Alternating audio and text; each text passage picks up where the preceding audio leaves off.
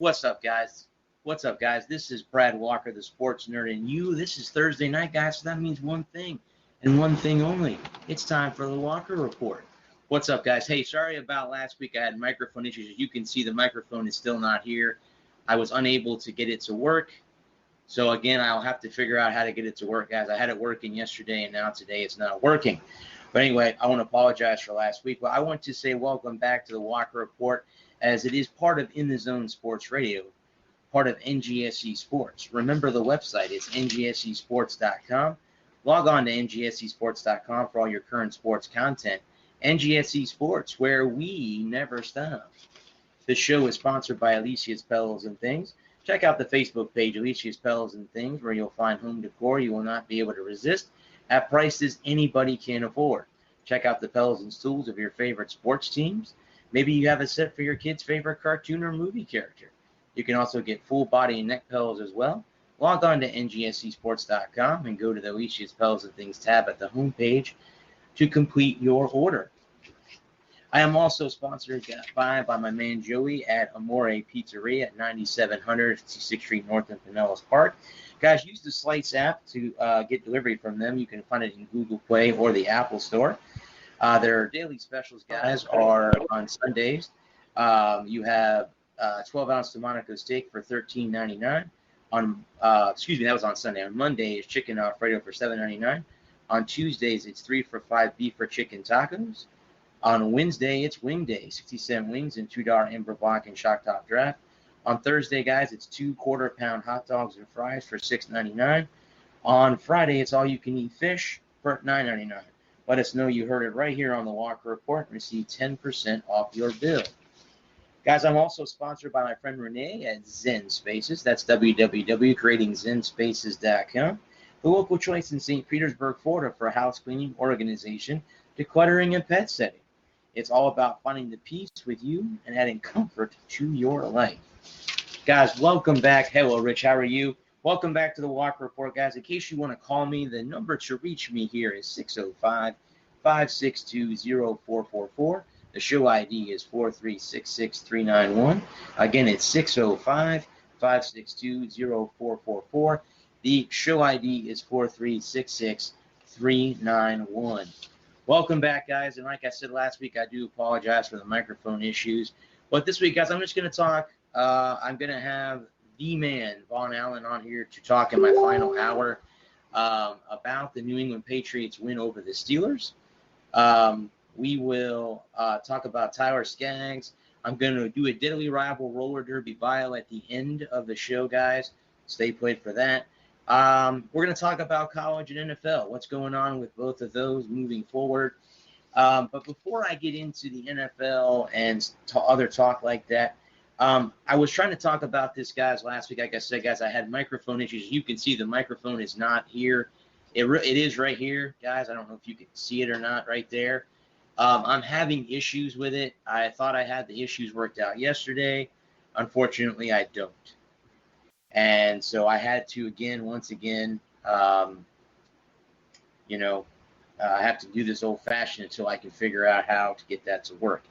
But, guys, I want to bring up the NHL because in just 3 short days, the NHL Players Association has the right to set the clock ticking for potential work stoppage for next year. Now, guys, this will not affect the 2019-2020 season.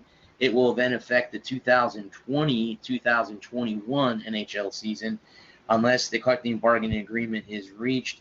Again, this happened in the 2012-2013. Thank you, Kelly. It was postponed and shortened from 82 to 48 games if it is not reached. Guys, this is really, this has to be done before this gets done, before we have another work stoppage in hockey. We cannot have another work stoppage in any major sport, not how today's society works. They've got to be able to get this taken care of because if they don't, we're going to have another work stoppage. If you guys remember correctly, in the 2004 season, after the Lightning won the Stanley Cup, they went on a lock, and we lost most of the season, and our team went bye-bye after that as well. So, guys, let's talk about moving forward, as I have about 55 minutes before my man VonAllen gets on here to talk about the NFL, about specifically the New England Patriots. I did see your comment there, Rich. They cheated. Okay, well, that's fair enough. They beat the Steelers 33-3. I'm not sure how they cheated, but I can wait for you with the Antonio Brown situation. So, to make the long story short, we still have to deal with that, guys. If you see me turning my head to the right, I am watching the Buccaneer game. Oh, that's my calendar. It's my Sports Illustrated calendar. I am watching the Bucs game, guys. It is to my right. But this, the Bucs are playing the Panthers on Thursday Night Football.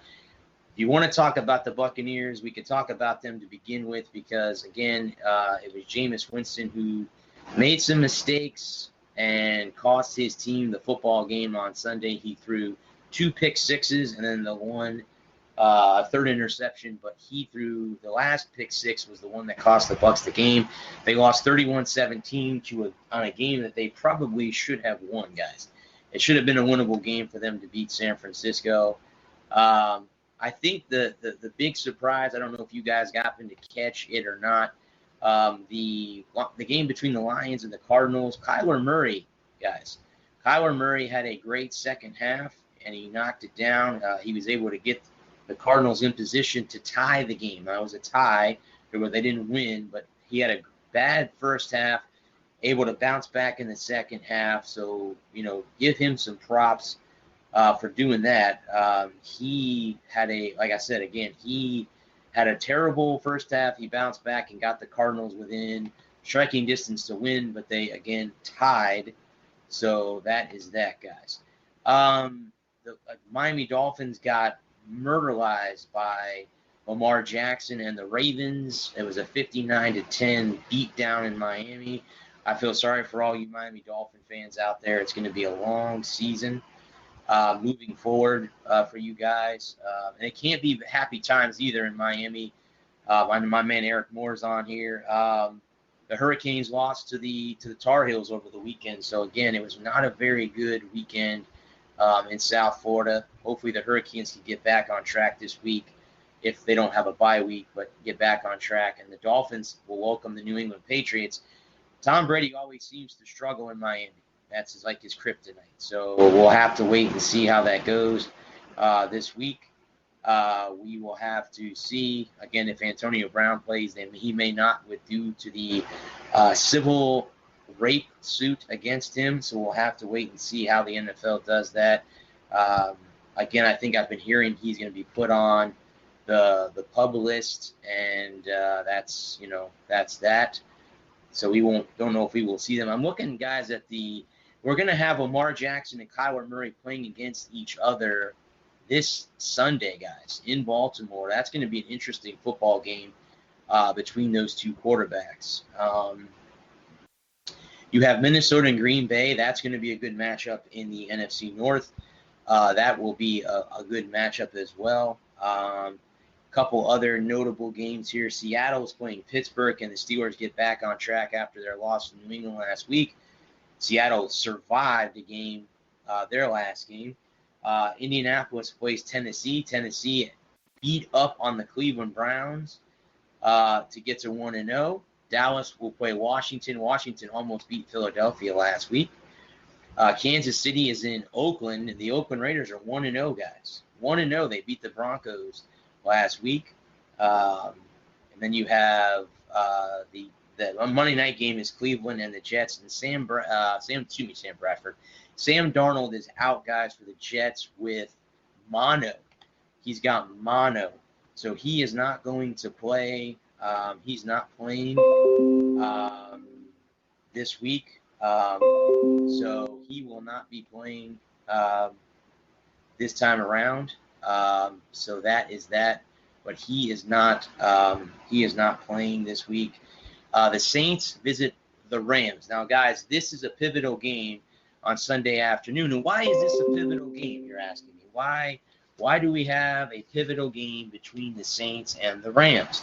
Well, here's the reason why we have a pivotal game between the Saints and the Rams. The reason that we have a pivotal game between them is simple. The reason being is they themselves, this was the NFC Championship game last year. And guys, if you remember correctly, what happened last year in the NFC Championship game? There was a no pass interference call that helped the Rams beat the Saints to play the Patriots in the Super Bowl. Many people believed that it should have been the Saints. So this, guys, is that rematch. If you guys are a Rams or a Saints fan, this is the game that I think, well, especially a Saints fan, this is the game you marked on your calendar.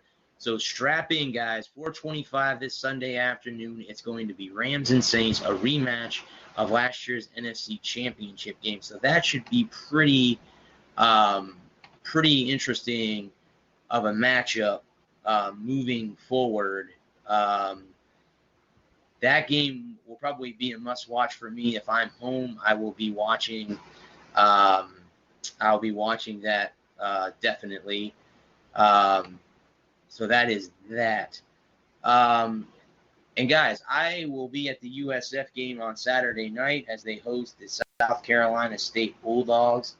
Guys, it's been really tough as a USF fan.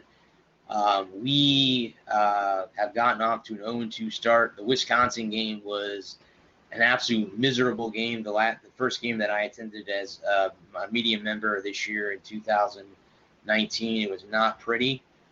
We got outplayed, outmatched, whatever you want to call it. We got out of it. And to be beat in front of that crowd at Raymond James Stadium, to be beat 49-0, yeah, no, that was not good at all. Last week, we fumbled the ball at the goal line, which cost us another win against Georgia Tech. Now that is out, so now we're 0-2. And now we bring in South Carolina State before we have a bye week, before we start our league play or our conference play, however you want to call it. And we have to win this game. This is a must-win game, guys. I really honestly can say this to you. I think in all reality, you're going to see a change at quarterback. You're going to see Jordan McLeod start and not Blake Barnett. The reason that I say that is that McLeod has come in the last 2 games and has done well. Now, this is a subpar team that he's playing against. This is not Wisconsin. This is not Georgia Tech. This is not a Power 5 conference, Power 5 team. We know that. And that's fine. That's totally fine.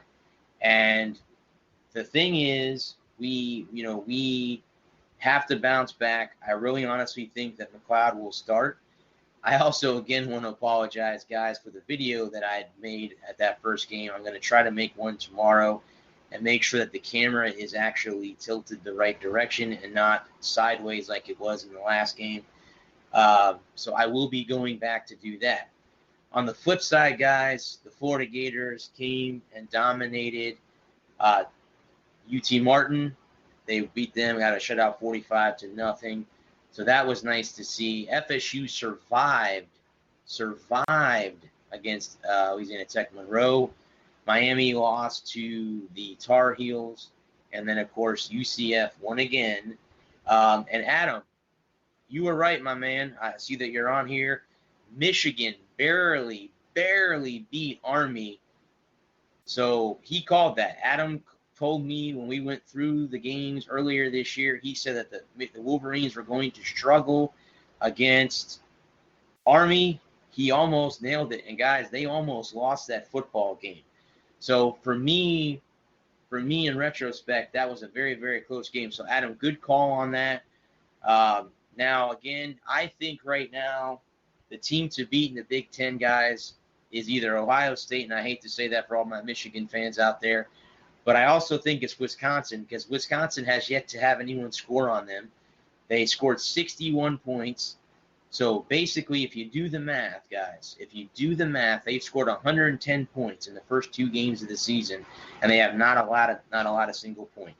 That, my friends, is something else, that they have not allowed a single point yet to this point. Guys, as I say this, the Bucs have taken the field. The Panthers are in the tunnel, getting ready to come out as well.